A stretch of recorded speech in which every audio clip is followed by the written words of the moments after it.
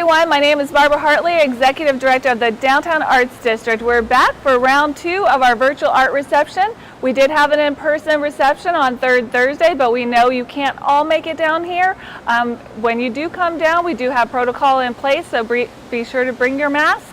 And you're in for a treat. We have 3 amazing exhibits: Bombshells by Ben Van Bussicom, and Color Me This color pencil exhibit, and Tourist Trap by Fessy. And now I'd like to introduce you to Ha'ani Hogan, our Marketing and Development Manager. Ha'ani, take it away. Thank you so much, Barbara. Hi everyone, I'm Ha'ani Hogan, the Development and Marketing Manager at the Downtown Arts District. Now, before we get started with the different artist talks this evening, I did want to share a little bit of info with you about the hard work that we put into our website during quarantine. We were brainstorming different ways of how we can continue or provide more opportunities for how we can be supporting artists throughout this pandemic. And so the easiest way that we thought to help artists out is by offering all of the art that's for sale in CityArts on our website. So now you can go to our website and take a look at all of the art that's for sale and purchase it from the comfort of your own home. So why don't we take a look at downtownartsdistrict.com. Okay, so here we are at the downtownartsdistrict.com. Super easy, downtownartsdistrict.com. Now, when you automatically go to our website, we do have our COVID-19 alert that pops up. You can just click out of that, and then you can see our beautiful website of all the things we have going on at the Downtown Arts District. But what I really want to show you is how we look at the art that's for sale. So you click on this hamburger on the top right-hand side and click City Arts, and down under City Arts are all of our different gallery spaces. Now we have 7 at City Arts. So if there's something that you know for sure that you want to look at, like let's take an example, let's go to the Signature Gallery downstairs because I really want to look at the Bombshell exhibit. So you click on the Signature Gallery downstairs and then we'll see what happens from there.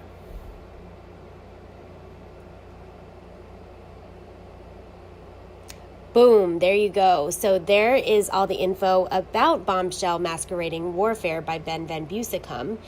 And so we can see all of his statement, marketing materials, an awesome video about the exhibition, and then all of the masks that he has for sale inside City Arts. So if you like one in particular, you can click right on it, get a closer look at the mask, and then add it to your cart and then purchase it. But another cool feature that we have is a different part of our website. So what you will do is you will go to the hamburger again and you will click on shop. So shop takes you to a whole new part of our website with all the different merchandise that we have for sale. Now, all of these things are not for sale inside City Arts. They are exclusive to our website. And they're all original designs of things that are related to Central Florida, like the Citrus Swan print, and then my personal favorite, the City Signs print. And so you can see here is the City Signs black mug, and on the City Signs black mug, it's incredible because it's all the different iconic signs of Central Florida, like Wally's and Beefy King and Skycraft, Parts and Surplus, and also the College Park Publix Market. So really cute. I love it. I own the tote. Hello everybody, Kat Quast here, Operations and Events Manager at the Downtown Arts District City Arts. You're going to hear my voice a lot tonight, so I just thought I'd say hi. I'm standing with the great mask. Enjoy the show. Hi everybody, I'm Kat, and I'm standing here in City Arts in the Signature Gallery downstairs. And we're looking at Ben Van Bussicom Bombshell Masquerading Warfare exhibit. And this exhibit is out of this world, so you have to come see it. But since you're doing virtual, I'm here with the artist, and he's going to walk us through and tell us a little bit about these amazing pieces. Hi, Ben. Hello. How are you? I'm doing good. How are you? I'm doing excellent. Let's walk around a little bit, and you tell me about your exhibit. All right. So this is Bombshell Masquerading Warfare. This exhibit is a 10-year extravagant effort on my part of working on gas masks that have been repurposed and donated over the years. It is half an effort of being green and half repurposed or reused, and then the other half is new materials added in. The show focuses on the use of, I don't even know what to say here. Well, I mean, it's beauty, right? Yeah. It's beauty and art, and yet, Yeah, so the show focuses on the idea behind layers and the idea behind the beauty of the layers behind the fact that people are multi-layered, basically. And that sometimes what we have within us is not what's on the outside or vice versa. right, And right. so really what we're looking at is we've got this beautiful shell externally, and yet internally there's a gas mask which does hold a stigma behind it. But yet that gas mask is a really beautiful tool because it can save lives, you know. And so the show actually is really, it's really about, you know, the idea of visual identity and how we deal with that in society right now and what we do with that. Because we are visually driven in society, and if we all had to wear a mask and we all had to wear a breathing assistive device, how would we then identify ourselves? And that's what this is about. And it's very true of today, because we're really all behind masks, because you and I are not, because we're standing here taking beautiful photographs, and we don't want that. But if we were wearing one of these, we might have it on. But yeah, in today's world, it's really, people are wearing masks, and if we're not careful as a human race, perhaps we will all be buying your beautiful, we'll have to make them functional, and yeah, that's beautiful. So this piece here is particularly important to me. Abscission is the title on it. And it deals with the fact that it takes that whole idea behind the struggle of identity, and if we had to wear a mask a step further, and this one actually takes it into amputation and whatnot. So on this one, she's missing a breast and she's missing a limb, but yet she's very beautiful on the outside, and it's about being beautiful on the inside as well. So when you look at it at first glance, you don't see the missing appendages. Yeah, you really don't. No. You really and don't. I think it's a very important thing that we understand that beauty is not just skin deep, it goes all the way through. Emotions go all the way through, and that plays a really important part in how we function. And when we have to wear a mask every day, it's more than just putting on fancy clothes or putting on makeup or whatever it is you do. It really reveals who you are, you know. And so masking can go both directions, and I think that's really important. And that's what this piece really dives into. Is it's more than just skin deep, because this is not something you can hide. No, that's true. That's very deep. I like that. I like that. It's fun. It is fun. And I'm going to scan around, because this is a very it's just such a powerful angle with, you know, a bunch of your pieces standing here. We'll back up a little bit. It's not all of his pieces, but this is a really nice, I look at all of these, and they're all so different, and they all are so beautiful, and yet some of them are downright scary. Yeah. You know? Yeah. Each of the pieces has been constructed. I'm a person who functions in my artistic endeavor through emotional driven repetence. I'm a person who functions in my artistic building of sculptures through repetition. I have to use all my emotion and drive it through a form of almost meditation. So by that repetition of like chant, like you do in Buddhism, that's the crystal, the bead, and everything is hand placed. Oh, I was just going to ask, so you hand placed every one of the crystals and beads on this magnificent piece right here. So a lot and of this, did you do it on the gold one as well? everyone as well. Oh my goodness gracious, Ben. A lot of these are, I took classes in an art form called tambour beading, and tambour beading dates back to the haute couture period of France, where you would do all that the beadwork you see on the runways in New York and all that. And so a lot of these I stretch organza onto a table, and you work up and down simultaneously, pushing beads up. They're all beaded onto organza, and then they're placed onto the gas mask. So some of these gas masks, like this one, you could still put the cartridges in. It has not been permeated, and you could actually wear this one, and it's functional. Oh wow. Is it heavy? This one weighs about 20 pounds. based off of the crystals. Does it make you want to lean backwards? It does. This one's titled Xenomorph, and it's based off of the H.R. Giger artwork or the Ridley Scott movies. I was going to say, because when I first saw it, it was very, very alien-esque. But this one, it was, I think, so these two, I was deciding which one depicts me more. So this one or this one, and it's a combo. Some days it's this, and some days it's this. So this is based off of a lionfish. Really? Yes. Okay, not a porcupine. Not a porcupine. This is actually based off of a lionfish. And a lot of my inspiration comes from architecture, it comes from animals, it comes from whatnot. Usually it begins with a color. And it starts with a color, it starts with a texture. And this started with a texture. And then I was at an aquarium, and I saw a lionfish that mimicked that texture, and that built this story. Oh, wow. So it's going a little closer Yeah. so people can see the texture. That is rubber tech pebbles. That's the pebbles that you would find on a children's playground. Really? It's all repurposed rubber, Oh my God. shredded. So interesting. I would like to see your workshop. So part of the reason why I think this is really fitting right now in this time period is it really works with the whole idea behind the pandemic and everything that we've got going on in society as a whole. Is we are struggling right now with a lot of the civil unrest. We're struggling with the pandemic. We're struggling with the global peace, everything. And just like the Global Peace Film Fest, they have on their About page a whole mission statement that really talks about the idea of, global peace being without, it isn't without conflict. Conflict, peace would have to have conflict, but it's using art in different forms to bring people together, to find similarities, to discuss and debate that.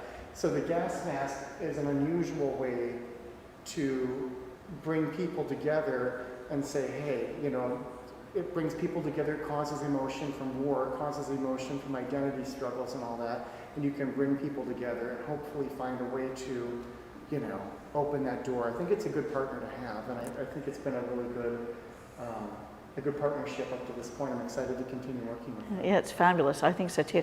So thank you very much. Your show will be here until probably October 11th or 12th. Yeah. Right before our Dia de los Muertos. So thank you so much. People can purchase these. They are for sale. I suggest people come down to see them in person because they're fabulous. Thank you so much for having me. Thank you, Ben. Appreciate Have a it. good day. You too. Today we're in Redefined, standing here with Parker and their Artist of the Month. It's Fessy.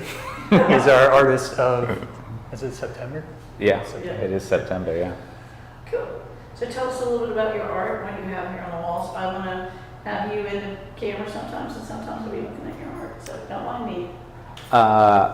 As you can tell from my accent, I'm not originally from the Florida area. I'm from the UK, and a lot of the art that I've got in the show here is inspired by my time in the US as an adult and my connection to my memories of being here as a child on vacation and as a tourist. Did you visit all these places? I have been to every single one of these places apart from Xanadu, which I never made it to before they closed it down in 2005. So are these, tell us about the art, what kind of? Well, I'd say that the show's kind of split into two separate styles. I have a lot of small, more graphic, icon-like illustrations, which are deliberately simpler and more playful and stylized. And then I've got some slightly more illustrative work, which is inspired by kind of 60s and 70s towards earlier mid-century modern illustration, in particular advertising and matchbook illustration, and usually a limited color palette as well. A lot of promotional items back then would have been screen printed with 1 or 2, 3 colors max, so I try and limit the color palette as well. Are they screen printed? Are they digital? Did you draw on them? Only one piece in the show is screen printed. That is an illustration on holographic paper of the Ponderosa Steakhouse from my childhood. And the rest are all digitally printed on giclée archival paper. Most of the work that I do is digitally in Illustrator or Photoshop, but sometimes I'll start with a sketch and work from there. Some other times I'll just go straight onto the computer and have at it. I wouldn't say I've got a particular process every single time. All of these are created in Illustrator. Yeah, most of these are created in Illustrator. Some of them have some Photoshop texture as well. I usually like to try and visit the places that I'm drawing and get a good photo of it as well. Did you do this with the UK, stuff in the UK too? I just started one, which is an Art Deco cinema, which is located, I think, about a mile away from the house that I grew up in Worcester. But I haven't completed any yet. I want to try and revisit some of those English places with what I kind of consider a slightly more Americanized style, if I'm honest. I really wasn't introduced to this kind of more dynamic building illustration that's inspired by advertising until I moved here. I'd say that everything in the UK is a little bit more serious and fine detail in comparison. Well, they also don't level their buildings Right. Every couple once a months. decade. Yeah. Plus every building in England's grey, so it doesn't. Muted color palette. Yeah, it doesn't make for such an interesting work. But I think I want to take some of the ideas from this, especially the colors and making things seem more fun, and apply that to some more boring buildings in general, whether those are ones from the UK or ones that I see here. I can find pretty much something to like in any building I see, like whether it's a Walmart or a Frank Lloyd Wright house. Like there's something that I'll like about it, whether it's an angle or like a way that a shadow's cast, or just what people do there. I find all of it pretty interesting. Do you work in advertising? I don't know. I work in design, but I don't know why I'm drawn to advertising and promotional goods as well. Matchbooks, foam fingers, weird ashtrays, all kinds of stuff. Very cool. You got any more questions, Parker? Awesome. We're excited about this show, and we're glad to have Essie with us. It was our pleasure. Thank you so much. Thank you. Hey everybody, Kat here again. So I'm standing in the side gallery upstairs in the Color Me This color pencil exhibit, and we're lucky enough to have the wonderful artist Claire Wiley with us today. And Claire's going to talk to us about the 4 pieces that you see standing right here. Hi Claire. Hi Kat. All So I'm really excited to be part of this show, and my work recently is mainly to make people happy and bring joy to them. And these are for a children's book, which is probably going to be called Splishy Splashy, that I'm working on with a friend. And these are colored pencil on wood board or wood canvas. And these are part fantasy and dancing characters. What's the children's book? Does it have a title? Splishy Splashy. Squishy Splashy. I think that looks perfect. So they're all mostly underwater kind of themed, correct? Right. Splishy, splashy. And this is not your normal art though, right? So your normal art, you do I something do similar to your... sort of green, like environmentally hopeful art with an environmental message. I noticed a lot of people have been buying things that are trying to cheer other people up. Recently I sold this original, which is a dream that I had where I got to hug the world, and it was incredibly exhilarating, and so I'm trying to bring that happiness to other people. And I also do a lot of animals in this environmental art. It's endangered animals. Yeah, one of my favorite of yours is the Chagall's Pets, because he's one of my favorite artists. I love that cat that sits on the windowsill, and so. So where can people find your art? Do you have a place online that they can look?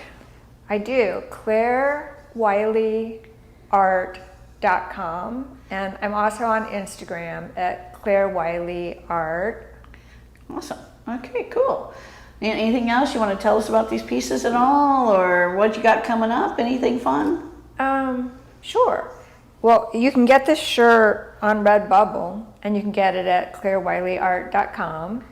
And we're really looking forward to the Themers and Dreamers show, which is going to be here downstairs at CityArts Factory in November. I can't remember the date it starts, but It's third Thursday always. it's third Thursday in November through December, and it's theme park designers of Central Florida that are artists. So I think that's going to be really exciting. I'm excited for all my friends that are participating, and I'm trying to decide. I have so much art that I've been creating lately. I'm trying to decide what I'm going to put in that show. Oh, sounds fabulous. Thank you, Claire. Thank you, Kat.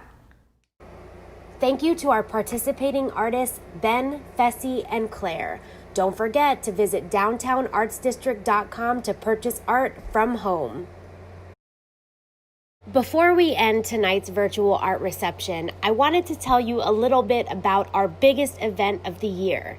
The 11th annual Dia de los Muertos and Monster event is a themed exhibition at CityArts Orlando and an outdoor experience with live performances, vendors, and more.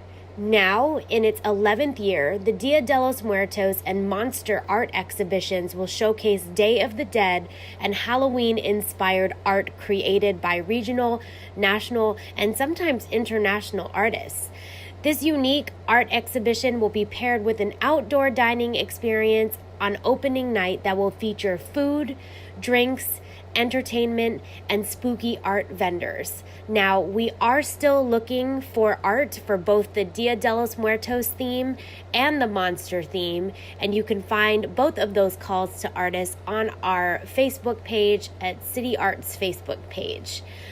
So let me tell you a little bit more about our outdoor dining experience. It's going to take place on Pine Street outside. So just like what we've done for Dia de los Muertos in the past, but a little bit different to accommodate the global pandemic. So now people can enjoy our entertainment outside, which is a fabulous performances by Phantasmagoria, Mexico Lindo, and Bloody Jug Band. While these groups are performing, our guests can enjoy an incredible dining experience completely catered by Tamale Co. You can purchase 3 different options of tables: an ofrenda table, which seats 6 people, a vampire table, which seats 4 people, or a zombie table, which seats 2 people. Now, in the photo here on the left-hand side, you can see Kat and Linda. They are at a zombie table, just to give you a little bit of perspective of what we mean by a zombie table. Now, the photo in the middle is of me, Ha'ani, and of Alex. And so what we'll have is Tamalico will still be at the event, and you can purchase food and eat it and enjoy it in the outdoor space as well, but you just won't have a designated table. So to find information about our tables, you visit downtownartsdistrict.com/DDLM2020. Now, for all of our guests who just aren't interested in the dining experience but still want to visit CityArts during the event, they can register for a time of entry just like all of our normal third Thursday opening nights. And the time of entry website is ddlm2020.eventbrite.com. Now, we are asking for a $5 donation for every registration for a time of entry. That helps us underwrite the cost of the event and continue to support our artists throughout the entire year. So come to the 11th annual Dia de los Muertos and Monster event. It's going to be a great time. Thank you so much for joining us tonight. We hope to see you soon. Come by the gallery and keep creating Orlando.